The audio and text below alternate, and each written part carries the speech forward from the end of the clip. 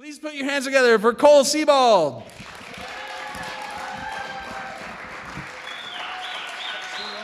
No, it's perfect.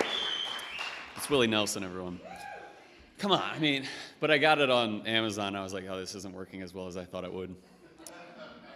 So my story goes into the friend group that I had in high school. It was a very interesting friend group.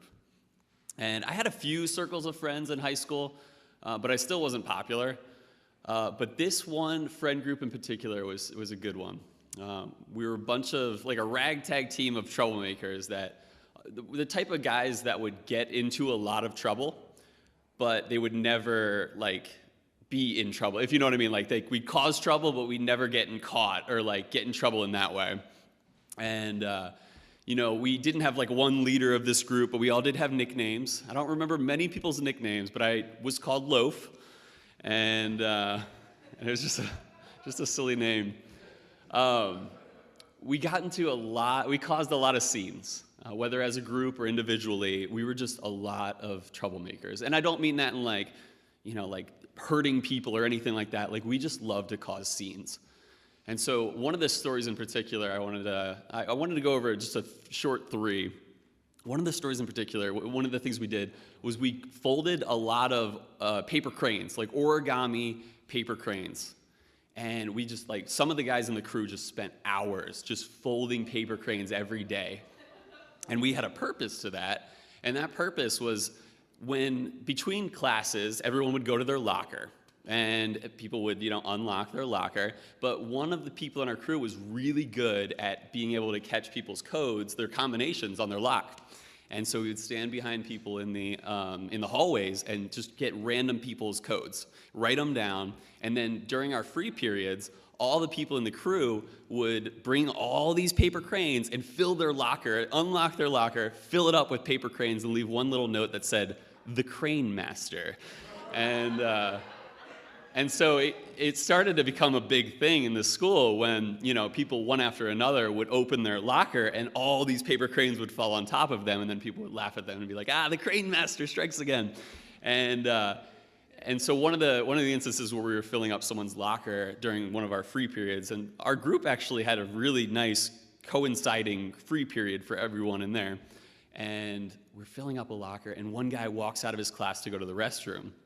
And like I said, we're the type of kids that don't get into the consequences of trouble. And so we usually played it very safe. Most people didn't know who we were as the Crane Master Society. And this guy walks out of the class, he's going to the restroom, and he stops. And he sees us like frozen, putting cranes into this guy's locker. Just a random guy. It was never we never hated on anyone. We were pretty equal opportunity. And we're stuck there, and he's looking at us, and he goes, "Oh, so you're the Crane Master." And so that was a fun time. Stakes were high, pressure rose. We didn't want to get a detention, so we moved on to the next thing.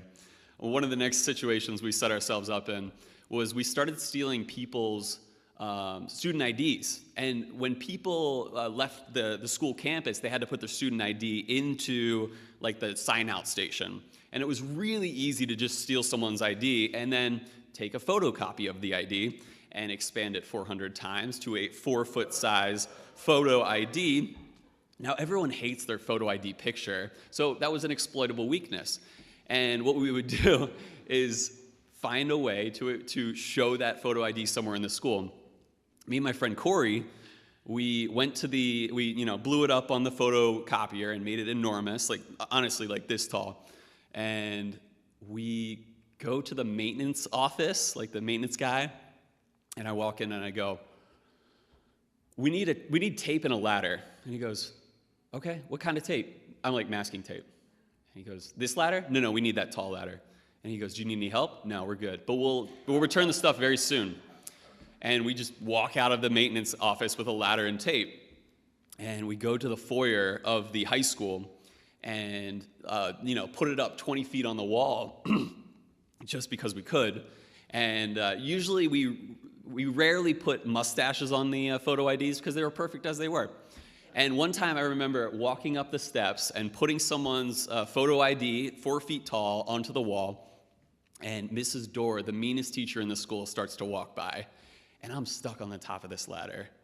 And I'm thinking, I am in so much trouble.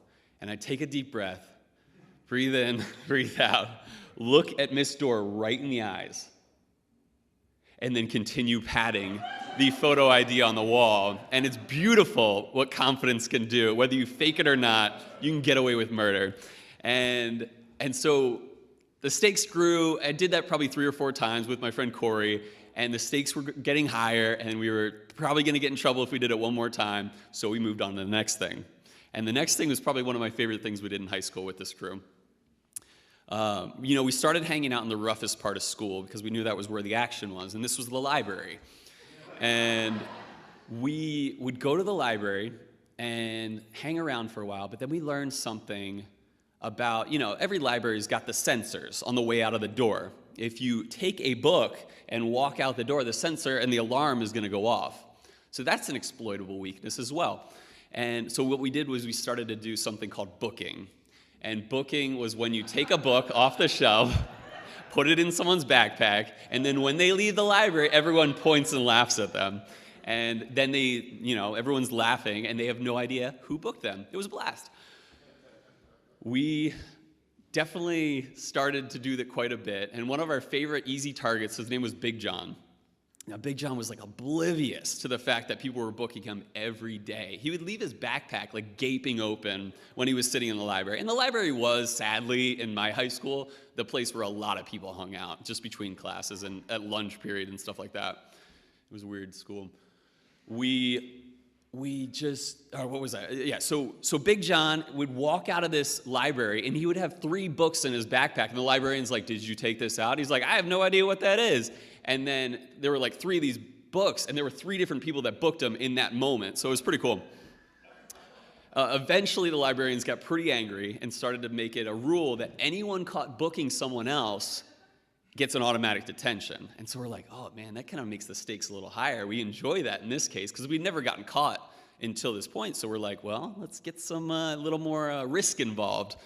And so we book people one after the other. And then after that, they start saying, because it just didn't help at all, then they start saying, okay, anyone who gets booked will get an automatic detention. Now they're rewarding us for our behavior. And so we started doing that, and so at one point, Big John was getting oodles of detentions, and when we book him, actually it did stop eventually. Poor Big John, they were like, we're going to pretend we're going to give you a detention because we want to make sure everyone knows, but Big John wasn't getting detentions in the end. So when we do it for the 200th time on Big John, he walks out, and we're ready, we're all watching closely as he leaves the library, and nothing happens. And so we're interesting.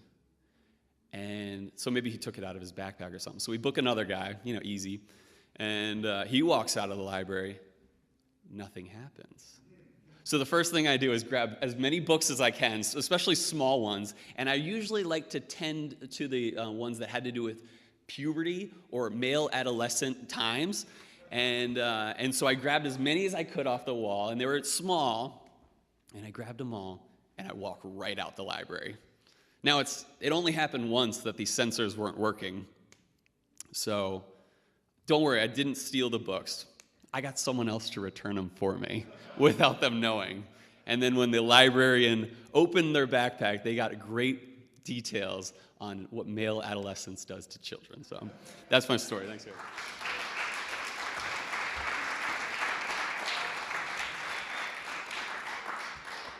Thank you, Cole.